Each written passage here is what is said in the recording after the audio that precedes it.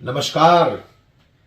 સૌથી પહેલા તો મારે દેશના વડાપ્રધાન નરેન્દ્ર મોદીને બે શબ્દ કહેવા છે કે આટલી મજબૂત તમારી પાર્ટી છે, આટલી તમારી લોકચાહના છે, પોલીસ તંત્ર તમારા હાથમાં, ન્યાયાધીશ કોર્ટુ, સુપ્રીમ કોર્ટુ, હાઈકોર્ટ, આ બધાના જજો હું તો કહું તમારા હાથમાં છે, તો પછી આટલો બધો ડર કેમ?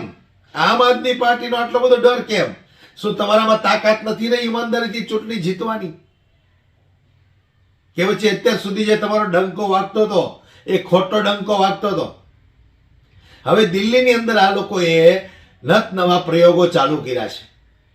લોકોને પૈસા આપીને વોટ ખરીદવાની કોશિશ તો અમે ચાલુ કરી જ દીધી છે. લોકોને પૈસા વેચવાનું ચાલુ કરી દીધું છે, પણ હવે લોકોના મત કાપવાનું ચાલુ કર્યું છે.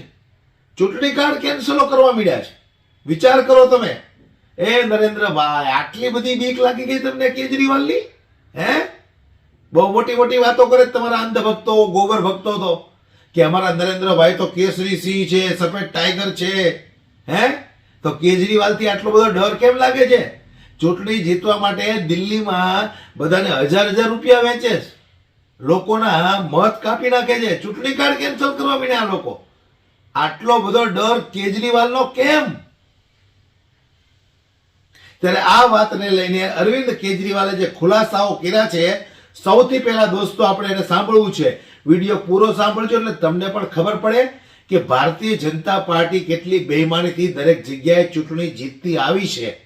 કદાચ મહારાષ્ટ્રની અંદર પણ આ જ રીતે આ લોકો ચૂંટણી જીત્યા હશે, બાકી એમની તાકાત નથી ઈમાનદારીથી ચૂંટણી જીતી શકે.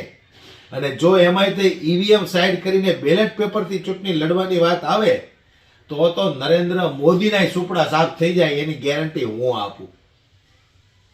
फिलहाल दोस्तों આપણે વાત કરીએ केजरीवाल જે વાત કરી છે એને સાંભળીએ. उनके पास ना कोई सीएम फेस है, उनके पास ना कोई दिल्ली के लिए विजन है कि वो दिल्ली वालों के लिए क्या करना चाहते हैं, क्या करेंगे. ना उनके पास कैंडिडेट्स हैं.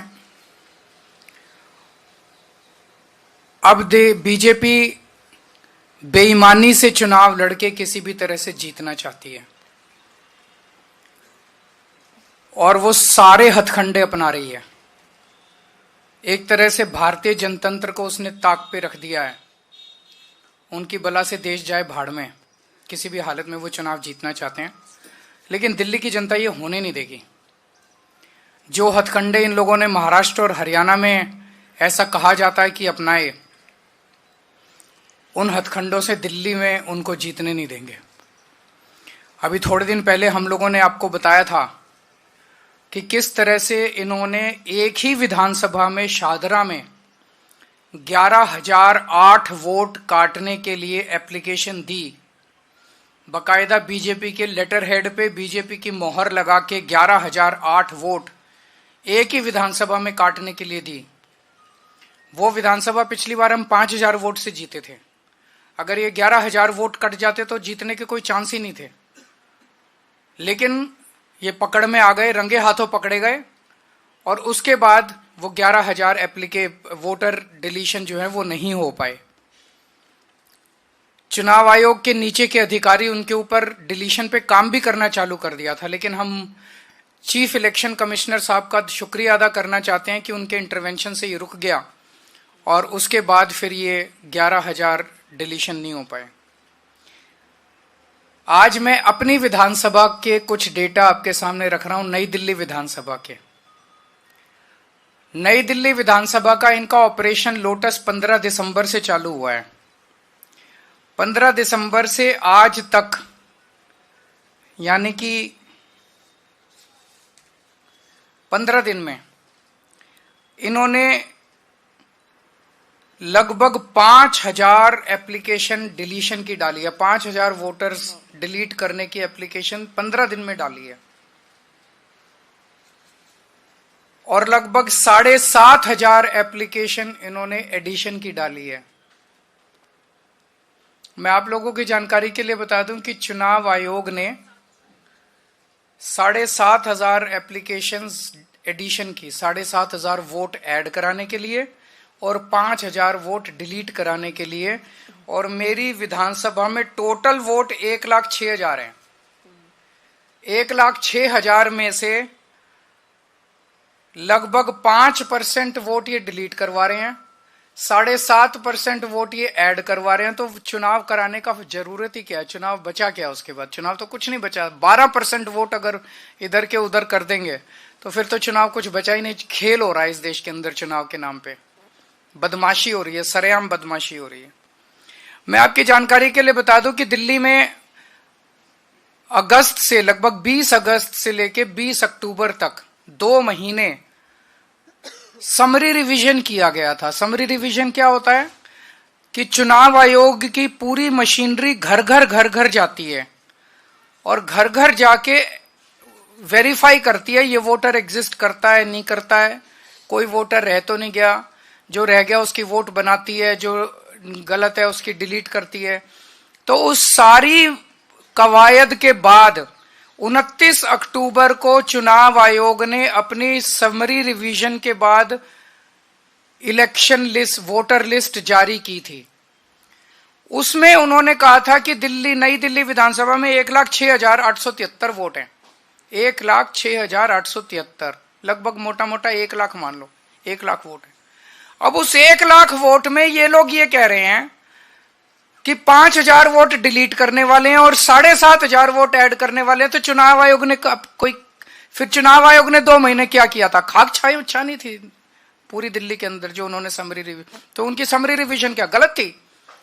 जब 12% वोट की गड़बड़ अगर इन लोगों के हिसाब से है, बीजेपी वालों के हिसाब से 12% वोट की अगर गड़बड़ है, तो फिर चुनाव आयोग के तो ऊपर बहुत बड़ा प्रश्न चिन्ह उठ जाता है। 29 अक्टूबर से 14 दिसंबर तक मेरी विधानसभा में टोटल 900 वोट डिलीशन के लिए आए। 29 अक्टूबर से 14 दिसंबर तक 900 वोट डिलीशन के लिए। इसका मतलब 45 दिनों में 900, तो पर डे लगभग 20 वोट डिलीशन के लिए आए। 15 दिसंबर से आज तक 5,000 वोट डिलीशन के लिए आए 15 दिन में, यानी कि डेली 300 से 400 वोट। और आपकी 19 दिसंबर को 1,500 वोट डिलीशन के लिए आए। उन एक ही दिन में 1,500 वोट डिलीशन के लिए आए।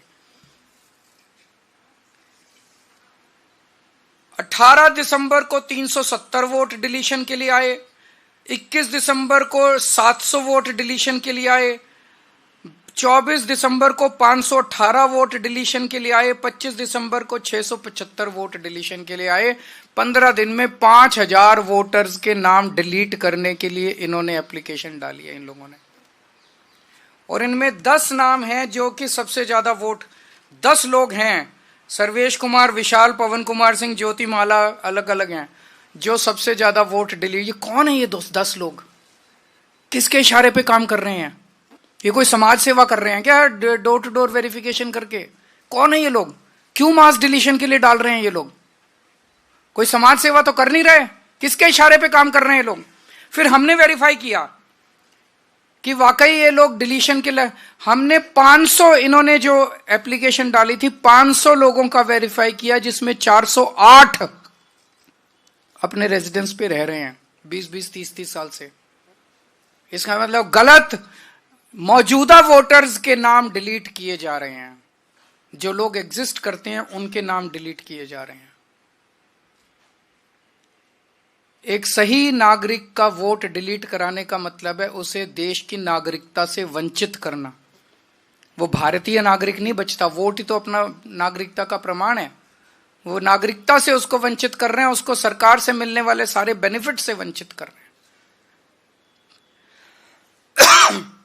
अब कानून ये कहता है कि अगर किसी भी विधानसभा में 2% से ज्यादा वोट डिलीशन की एप्लीकेशन टोटल आती हैं, तो वो फिर बीएलओ को नहीं दी जाएगी वेरिफिकेशन के लिए, बूथ लेवल ऑफिसर को नहीं दी जाएगी।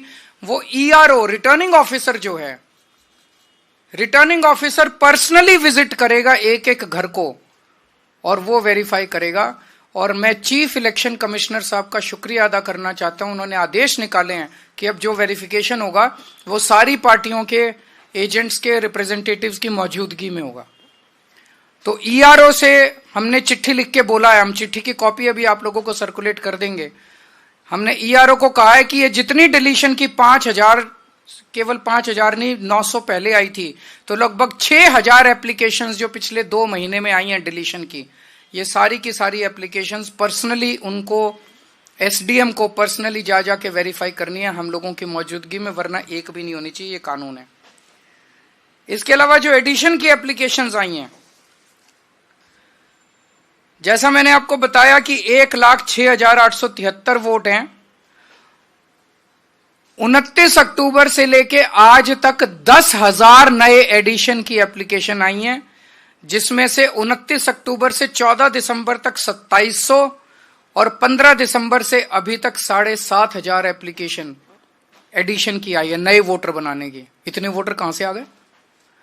जब इलेक्शन कमीशन 2 महीने तक उन्होंने डोर टू डोर करके सारी वेरिफिकेशन करी थी, तो 10,000 नए 10% नए वोटर कहां से आ गए? नई दिल्ली विधानसभा में एकदम से 15 दिन में नए 10,000 वोटर कहां से आ गए? तो जाहिर तौर पे ये हरियाणा के मुंडका से लेके आएंगे, जहां पे इनका वो है, ये सारे बाहर से ला के और ये फर्जी वोट डलवाने का पूरा इन्होंने प्लान बनाया हुआ है। एक घर है जिसमें 47 वोट मिले हैं, एक घर है जिसमें 22 वोट मिले हैं एडिशन के लिए, और जब जाके देखा तो वहां कुछ भी नहीं था। तो सब फर्जीवाड़ा चल रहा है। इसमें भी कानून ये कहता है कि अगर 4% वोट से ज्यादा एडिशन आती है तो एईआरओ को खुद जाके उसको वेरीफाई करना है। बीएलओ की वेरिफिकेशन नहीं चलेगी, एक वोट की एडिशन जो है एईआरओ वेरीफाई करेगा। मैं पहले तो सभी अफसरों को कहना चाहता हूं, आपके ऊपर बहुत दबाव आएगा, आप पे प्रेशर डाला जाएगा गलत काम करने के लिए, लेकिन ये सोच लेना दस्तखत कागज पे आप कर रहे हो और ये दस्तखत सालों साल रहते हैं। आज नहीं तो कब, जब कल नहीं तो परसों जब सरकारें बदलेंगी तो फाइलें तो वहीं की वहीं रहेंगी, दस्तखत वहीं के वहीं रहेंगे। गलत काम मत करना, कानून के मुताबिक काम करना, गलत काम मत करना, नहीं तो फंसोगे आप, फांसी पे आप चढ़ोगे। ये जो फोन करने वाले लोग हैं ये तो कट लेंगे, इनका कोई कुछ नहीं करने वाला। फिर कोई ये नहीं सुनेगा किसने फोन किया था और किसको फोन किया था, फोन का कोई रिकॉर्ड नहीं है, आप कहते रहना, फंसोगे तो आप। तो गलत काम मत करना, गलत साइन मत करना। इस सब से क्या निकल के आ रहा है? इस सब से जाहिर है कि बीजेपी बुरी तरह से दिल्ली का चुनाव हार रही है, और वो साम दाम दंड भेद करके सारे हथकंडे अपना रही है। मोटे मोटे तौर पे 15 दिसंबर से इन्होंने 3 हथकंडे अपनाने चालू किए। वोट कटवाओ, आम आदमी पार्टी के वोट कटवाओ, फर्जी वोट ऐड करवाओ ताकि फर्जी वोटिंग हो सके, ये दूसरा हथकंडा। और तीसरा हथकंडा पैसे बांट बांट के वोट खरीदो। ये भी आपने देखा होगा कि ये इनके नेता 15 दिसंबर से इन्होंने पैसों से वोट खरीदने चाहिए, खुलेआम वोट खरीदे जा रहे हैं। देश ने इतनी बेशर्मी और इतना नंगापन 75 साल में नहीं देखा था कि सारे टीवी चैनल्स के ऊपर चल रहा है, उनका नेता आके कबूल कर रहा है कि हाँ मैं पैसे बांट रहा हूं, करना है जो कर लो, और पैसे बांट के वोट खरीदे जा रहे हैं। जो लोग बाहर आ रहे हैं पैसे लेके, वो यही कह रहे हैं जी पैसे दियो और बोले कमल पे वोट डालना, कमल पे वोट डालना। खुलेआम पैसे का खेल चल रहा है। लेकिन एक चीज ये, इन्होंने हरियाणा महाराष्ट्र में पता नहीं क्या किया, लेकिन दिल्ली में एक भी गलत वोट कटने नहीं देंगे। मैं आज दिल्ली के लोगों को भी ये आश्वासन देता हूं और उनको भी कहता हूं, उनका भी साथ चाहिए, मैं अकेला नहीं कर पाऊंगा। लोग अपने अपने वोट लगातार चेक करते रहें और हमें बताएं अगर कहीं गलत कट गया तो हमें बताएं। तो ये दिल्ली के अंदर इनके हथकंडे नहीं चलने देंगे। और जितने ये पैसे बांट रहे हैं, खूब बांटो पैसे। दिल्ली के मैं जितने इन्होंने लोग बांटे, मैंने खुद पता कराया कॉलोनियों से, सारे लोगों ने मेरे को यही कह रहे हैं जी आप चिंता मत करो, चुनाव के पहले इनसे पैसे लेंगे, लेकिन हमें पता है चुनाव के बाद तो आप ही काम आओगे, ये काम नहीं आने वाले। ये तो बहुत गंदे लोग हैं, ये तो सारी सुविधाएं बंद कर देंगे दिल्ली की, तो चुनाव के बाद चुनाव में वोट आपको देंगे, पैसे इनसे लेंगे। मैंने बड़ा समझाया लोगों को, नहीं पैसे लेने ठीक बात नहीं है। बोले जी आपकी क्या प्रॉब्लम है, हम पैसे इनसे ले लेंगे, वोट तो आप ही को देंगे। तो जनता भी बड़ी सियानी है। आपके अगर कोई प्रश्न है तो आप तो पूरी तरह से सेटिस्फाइड है, मैं अज्यूम कर रहा हूँ। Thank you so much. अच्छा, मैं ये दिखा दूं, जो इन्होंने वोट कटवाए हैं, हमने वेरिफिकेशन किया, हमने वेरीफाई करा, 500 में से 408 लोग मिले। किस तरह के हैं? रितु, एनडीएमसी फ्लैट्स वाल्मीकि सदन में रहती है। रीता रानी, एनडीएमसी फ्लैट्स वाल्मीकि सदन। कुणाल, प्रीति वैद्य, रीता रानी, कुणाल, आशुतोष, सरोज, कपिश उज्जैनवाल, अजहर शेख, शालू, पूजा भट्ट, ये इतने सारे नाम है। 408 नाम हैं जिनके वोट, जो हमने सैंपल चेकिंग करी है, तो सारे नाम एग्जिस्ट करते हैं, ये फर्जी वोट कटवा रहे हैं।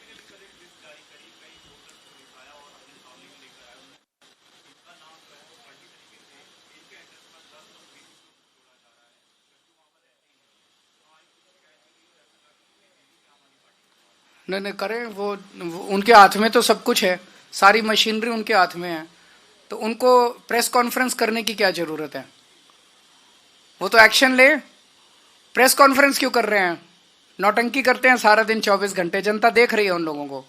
उनका केवल एक ही मकसद है, पिछले कुछ दिनों से जो नौटंकी चल रही है इन लोगों की, वो नहीं चाहते कि दिल्ली के अंदर महिला सम्मान योजना लागू हो किसी भी तरह से। હવે આ રીતે ચૂંટણી જીતવાના પ્લાન કરી રહ્યા છે ભારતીય જનતા પાર્ટી વાળા. આટલો બધો ડર લાગે છે અરવિંદ કેજરીવાલનો, વિચાર તો કરો તમે. મોટી મોટી વાતો કરે છે અહીંયા અંધભક્તો કે અમારા સાહેબ, અમારા આકા, અમારા ફલાણા ઢેકડા. હે, આટલો બધો ડર લાગે છે? તમારી પાર્ટીમાં તો આમ થાય લુચ્ચા લફંગા ગુંડાઓની પાર્ટી છે, અને ઈમાનદાર આમ આદમી પાર્ટીને તમે પછાડી અને દિલ્હીની અંદર સરકાર બનાવવા માંગો છો, એટલે તમારે દિલ્હીને પણ ખરાબ કરવું છે. દિલ્હીની અંદર પણ પેટ ભરીને ભ્રષ્ટાચાર કરવો છે, પણ દિલ્હીની જનતા આ થવા નહીં દે. વિડીયોમાં બસ આટલું જ દોસ્તો. વિડીયો ખૂબ શેર કરજો, પસંદ આવ્યો હોય તો લાઈક કરવાનું ભૂલશો નહીં. જય હિન્દ.